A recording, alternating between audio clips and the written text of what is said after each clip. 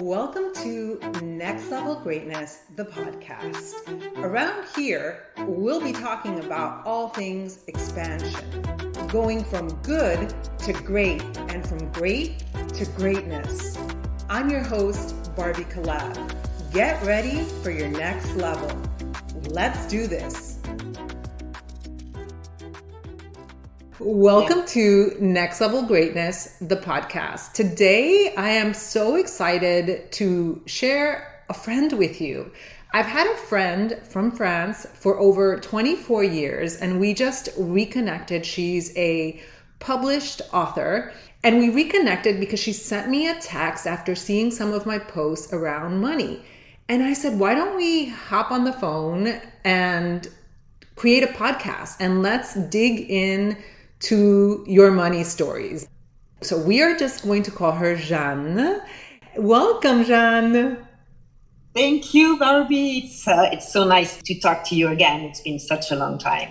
It's been forever, but we've had such a deep friendship, and 24 years of friendship. We've never quite discussed our money stories and the issues that we had with money, but my memory is just that we didn't have any money, and then we were always just trying to make it. So I want to jump right in because we don't have hours and ask you the question, how has your relationship to money been the past 24, 30 years, your entire life, and has it changed? It hasn't fundamentally changed, I think. It's just like, of course, things got better over the years. I'm not a student anymore, but probably based on the type of work I do, which is on one part a creative job because I write, and this is not something that you make a lot of money with. And the second thing is I've been teaching, I've been doing travel writing, but I've never gotten a 9-to-5 job where you have a yearly salary. It's always been here something, there something else. And I'm a little bit tired of that. It's been going on for many, many years. But on the other hand, I don't see myself working in an office every day, and I need this freedom. But I wonder how to get more out of it. So let me ask you something. Are there examples in your field of published authors who are making a great living and have more abundance than you do? Of course, but there's one thing people need to know about that. It's just a lot of people write way more than we probably think. So there are, of course, like handful of writers who are really, really well known and who make a lot of money. And then there is probably a category of authors who do make some money but are not like super famous. And then there's a big amount of people who write and we don't know about them, and they actually have to have another job on the side, and it is my case. I'm only publishing my third novel in a few months. But some people after the second novel get very rich and very famous. I'm not like looking for famous. It's not my objective at all, but it's just like having people read me and trying to be able to live out of it, or at least having more time for my creative endeavors and not having to fight for money on the side with jobs that are not necessarily interesting all the time. Yeah, that makes perfect sense. As you're speaking, the first thing that I'm keep thinking is, why not you? And I know you, and if I dare say it, maybe things have changed because I don't want to assume that you haven't changed in 20 something years, but we tend to do the same things over and over again because we're like conditioned little robots. It's almost like you're affirming your situation. This is the way that it always is. This is the way that it's always going to be. The other people are lucky. If you look at the way that you speak and the way that you think, and you might not be able to see it right now, but this is something that I want you to, moving forward, I want you to just become aware of where are you affirming that. So, you and I were forever dieting when we were in our 20s and early 30s.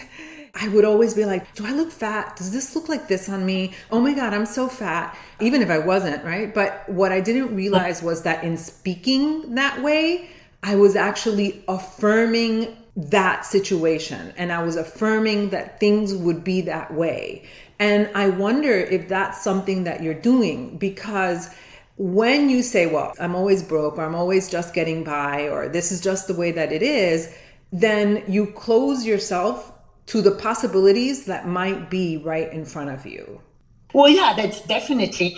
On one hand, I would say that I'm aware of the affirmations about, okay, I'm going to get abundance and things are going to be flowing. It's going to be easier. But the reality is that I live in a very tiny 1-bedroom apartment that's too small for me, in which I not only live but work. And so my living room is also my office, and my kitchen is really, really, really close to my office and my living room. So even though I want to affirm that things will be better, and they are better, but it's not enough. And I'm aware of that. Of course, it happens that I complain about how small it is, more money I would like, or how I would like to be able to purchase an apartment in Paris, which is not possible, etc., etc. So I know that I'm going like both ways. Maybe I make the universe a little bit like confused, because on one hand I'm like saying, well, it's going to happen, and at the same time I might complain for myself and with others about how limited it is. That's exactly what I'm saying. And this is so exciting because I've never done this. It's like a hot seat where you're a living, breathing example. So you only discovered my podcast today. So I talk a lot about manifestation and becoming a money magnet. And one of the things that I say often is that a lot of us are going around, you just said it yourself, that you're doing affirmations, right? You're saying affirmations, and you can say them all day long. You can have a vision board. You can write down, I'm attracting wealth. I buy my own Paris apartment. But if you are not connected on a feeling level as if that were your reality, you're going to keep feeling the same thing that you're feeling. Now, hold on. Let me break this down a little bit more. So what you just said was, when you said, look at the way you said it. Like, of course I do the affirmations. I'm going to get this. I'm going to get that. And it's almost like la, la, la, blah, blah, blah. Okay. So that's not very feeling. It's almost like you don't even believe it yourself. Number one. Number two, when you do say affirmations, you want to always state them in the present. So I am loving living in my own Paris apartment. And you feel it, you visualize it, you imagine it, okay? When you say things and you put them off in the future, like, yeah, I'm gonna live in a Paris apartment that I pay for. Sure. And then the next sentence you said was something like, but it, of course, like, it's impossible because it's so expensive and da da da. It's like, you just create this big old freaking mess ball of affirmations that are in the future, that are far away from you. So if they're always in the future, they're always gonna be in the future. And then you negate your affirmation with your negative talk. And then the third thing is that you also said that you complain, but it's to myself and sometimes to other people. Well, this is, I think, a good entry point to start talking about your subconscious. I mean, who's the one that's making things happen? It's you, or things are happening through you.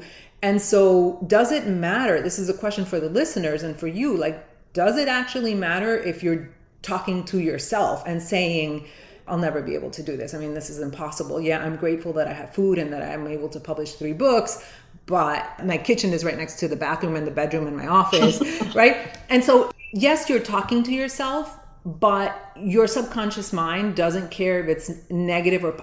It's a servant. All the researchers say it's like this. It's a servant to you. Your brain is a servant to itself. And so if you're complaining, that's what your brain is hearing. I was wondering if you can control your conscious thoughts and say, oh, no, I just said that it's too small, but now let me think. Yes, you can. But your subconscious, you can't control it. Yes, you can rewire it. Yes, you can. You absolutely can. Doing meditation, things like that? What would you say? Yes. So there are many ways. I'm not a hypnotherapist, but we just had a hypnotherapist on our podcast, which you listen to. So when you put yourself either in a meditative or hypnotic state, your subconscious is like a sponge and becomes much more susceptible to new messages. And so we literally have to rewire our brain with new messages. And it feels like a lot of quote unquote work. It feels like, okay, I just caught myself saying, I'm never going to have this. Stop, delete. I am enjoying myself. I am grateful for everything that I have. I'm so fortunate that I got to publish 3 books and I love writing. So you practice through meditation. You can get them on YouTube. You can do personal work with like a hypnotherapist. You can do breath work and you could do visualization. It's the awareness, but the most important thing is accompanying feeling with what it is that you're visualizing. This is a podcast. We've been talking for 12 or so minutes. It's impossible for you to walk, nothing's impossible, but it's impossible sort of for you to walk away from this and be like, okay, I'm transformed, because it is a process, right? Like writing is a process. It's meditation, it's hypnotherapy, it's a lifetime of talking to yourself differently. And I go back to the weight thing because I was so obsessed with my weight back in my 20s when you and I really hung out. I was so obsessed. It was like constant dieting and craziness. And now, no matter what my body's going through, I'm aware to give myself the love that I wouldn't give myself before. Like I would look at a mirror and just find the things that were wrong with me, even if there was nothing wrong with me. Yeah. And I've trained myself to look at myself and say, oh, this looks good. Or like, okay, maybe my pants are a little tight or whatever. But it is a process you can change. So it is a process that can take place over a few weeks, a few months. You really can change drastically in 30 days. It just really depends on the strength of the experiences. I had an experience where I went to an event and I was very kind of masculine before, just not very much in my feminine energy back when you knew me. And I had this experience at a Tony Robbins event, which is unrelated to money, but I saw something that was so strong of a woman, like literally transform herself, her being, with some of Tony Robbins' words. And through her transformation, I felt something come over me and I felt very feminine all of a sudden. And the transformation happened instantly. And so with your money stories, there could be an event, there could be a conversation, something you read that happens instantly. But in most cases, or in a lot of cases, it happens over time. And this is something that we're going to be talking about in my upcoming course, Become a High Money Magnet. But because you'll be supported in a container. So for those of you guys who are listening and you're interested, and of course, yes, you can do this work on your own, but you can also do this with me in a container where you're supported and with like-minded people, which I think is extremely helpful. And also you'd have structure. So let's dig in, Jeanne, a little bit into your money stories and the way that you grew up. What kinds of things did you hear when you were small about money? And there was something that you said before you started recording that you kind of feel afraid of making money and something to do with your family. Can we talk about that? Yeah, I guess I come from a family where money was scarce. I mean, we had plenty enough to live okay. I mean, we never had not enough, but we had a house, we had food on our plates. But it was always we always had to pay attention. If, let's say, we'd go to a restaurant 1 month, that was it, because we had to pay attention. And the interesting thing is that both my parents were school teachers. So we would go camping during the summers. I mean, we would always go on vacation. It's not like we were deprived from anything, but it was just never abundant. And I was aware of my parents paying attention to every penny they made. And I think it's just I'm afraid in some ways to be above that, to become really abundant, as if I was going to betray them. I think there is on a certain level. And I'm just going to give you an example of one thing that really, shocked me when I was very young. I mean, shocked is maybe a strong word, but that I remember as being, part of both worlds. We had a neighbor, an old lady. We lived in a village near Paris, right? And there was a golf club nearby. And we had a neighbor who would come during the weekends. She was an old lady, very wealthy old lady, and I really loved her. And for some reasons, I was really attracted to her world and how she lived, how she talked. And I would always go visit her. And my mom knew her from her childhood because her old mom, my grandmother, had worked for her as a cook. And one day we visited her with my mom. And this old lady asked where my mom would buy my clothes. And my mom answered something, that sort of made me ashamed because I would have loved her to lie and to say something more elegant. And I was maybe 6 or 7, but I already had, this feeling that this was uncomfortable. I would have preferred my mom saying something else or not saying or saying here and there, but not mentioning this brand that I felt was not okay. She was my example.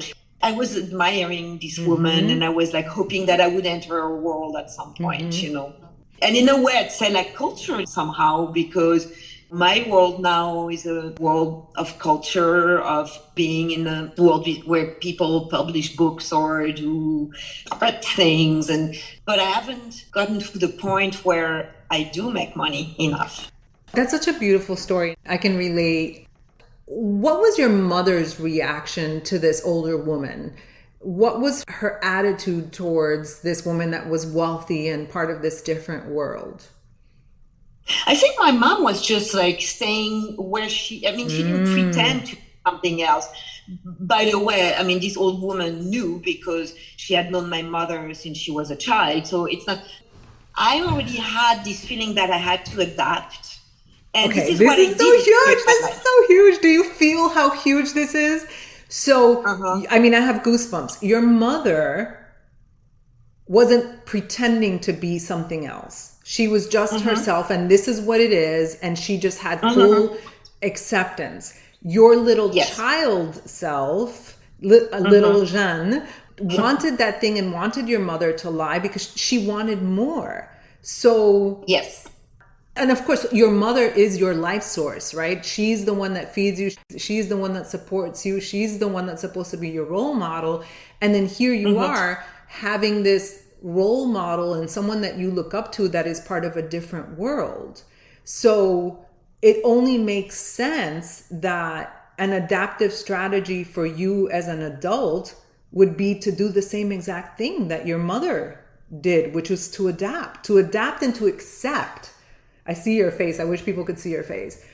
You just adopted your mother's behavior, which was to accept that this is your situation, even though you are desiring to be part of this other world.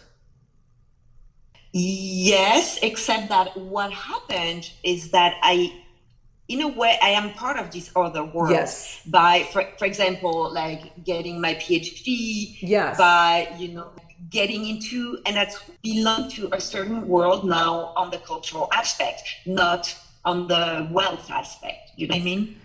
Yes. So you've earned your right to be in this other world. Yes. So what is it going to take for you? Because it sounds to me, I can see it from the outside. You've always been, brilliant. You've always been a writer. You've written 3 novels. It's so amazing. So in order for things to truly change, you have to change on the level of identity. Okay. So if you look at, it's called the levels of change in neuro-linguistic programming. At the very bottom, you can change your environment. You can change your behaviors. You can do the things. You can change more if you change your thoughts and beliefs, right? So the way that you can begin to change your thoughts and beliefs and to rewire what you think that you don't belong in this world, even though you said, it's like you've got one foot in the present, in this new world, but you've got the other foot in your childhood with this. You were okay. You guys did okay. You went on vacation once in a while. And so you have this loyalty to your past. Absolutely. And so, yes. And so the real level of change is going to come when you, I got goosebumps, when you adopt a new, it's about adopting a new identity. It's about deciding who am I now? Because the thing is, you're a fucking novelist. You're a novelist. You get, it's amazing, right? Because you get to create all these realities, but you also get to create yourself and who you want to be. And so you can begin by deciding, who am I? You just said something very interesting, because you said still have a foot in your childhood. Yes. And the fact that I don't feel abundant, that I'm still scarce with money, makes me feel that I'm still a child somehow. And also in the eyes of my own parents, because somehow they're always worried. Do you have enough? Do you need help? So I still feel like I'm not exactly an adult, because it's possible that, there's a month where it's not enough for me. And I know I'm not asking for help, or that this is really rare, but it can happen. And I think that the way they look at me is maybe not like the way I would like to be looked at, so there is a discrepancy between what I feel inside that I am in terms of accomplishments. Absolutely. Yes. But on the other hand, I still feel like they're little girls or I'm still a little bit childish, because I cannot, for example, help them. Right. Or, I cannot say, let's go to vacation and I invite you guys, or, what I mean? Yes. So this is something that I suffer from somehow. Yes, and it makes perfect sense. And for anyone that's listening, we cannot wait for other people to view us differently, because it really doesn't matter. I'm sure that in some ways, my mother came over to visit us a few months ago, and I said, we're going to do this or something. And my husband and I are doing great financially. And my mother said, oh, but you have to think about the future, right? And I said, what makes you think we're not thinking about the future, Mom? I didn't get triggered, because I knew that it didn't have to do with me. It had to do with her and her thinking. And so with you, your work is really going to lie in really deciding who you want to be and how you want to move in this world. And it's not pretending, it's acting as if, and it's really about embodying. This is really about getting into the character of who you imagine, that wealthier, that more secure, confident Jeanne that is living somewhere in the future, your wiser self. Since you just discovered my podcast, you can go back to different episodes. I have episodes on talking to your higher self, or as your higher self. This is the work of a lifetime. Again, for those of you who want more support, my course is starting on the 27th. The cart is going to close on September 20th. So this is the work that you would be supported through. But if you're doing this on your own, it's about decide, who do you want to be? Embodiment itself, it's a whole thing that can take a lifetime, that you have to practice. It's about visualizing, and not just visualizing like, oh, I see myself living in a Paris apartment. It's about visualizing, living the affirmations, and really feeling what that would feel like if you were free from having that foot in the past, thinking that you're going to somehow betray your parents. I think it's also time that you rewrite your story, that somehow you will betray your parents. We don't have time to get into it here now, but begin to reframe this idea that you're betraying them, and start connecting with a different possibility that, oh my gosh, they might actually feel more, they might feel happier to see their daughter secure, to see that their daughter can take them on vacation. And so because you're making up stories, and we all do this, so it's not like you're making up stories. No, it's your child brain that thinks like, I have to be loyal. I have to be loyal. I can't show that I love this old lady that is so rich and wealthy, because then it would say that what we are is not enough. And you get to rewrite that story. So I think this is a good place to wrap up. Do you have anything to share? I hope you've had some moments. I feel like I've talked a lot. No. It's just that what you just added at the end, thinking she was better and they're not enough. This might be the kind of childish thinking that might stay with us. Absolutely. Even though we grow and we change, but somehow it's so anchored deeply and unconsciously that it's difficult to get past that. And this is maybe another question, but you probably can help with all these sessions that you plan on doing. But It's, how do you really feel that things are different when, for example, Perfect the question. litter box of your cat is in the entrance because there is not enough room in the bathroom to put the litter box, Okay. for example. So it's really two questions. How do you feel abundant when you're literally almost stepping on the litter box, right? And so it's two things. Number one, you've never had a cat. So when you and I started talking before we started recording, you said, and now I have a cat. Well, I'm guessing that's a good thing, right? And it sounds so cliche, but it really, really is true. Instead of focusing on like, damn, I almost stepped on the litter box again, it's like, redirect your thought. It's what can you be grateful for? Think about and feel about every time you catch yourself. I love this cat. I love how she comes to me. I love how she smells me. I love how she wakes me up. Focus on the things that you do have, the abundance that is present while you're wanting more things. Yes, right? yes. Mm-hmm. And then the second thing is, well, you are living in a tiny little apartment. That is the reality.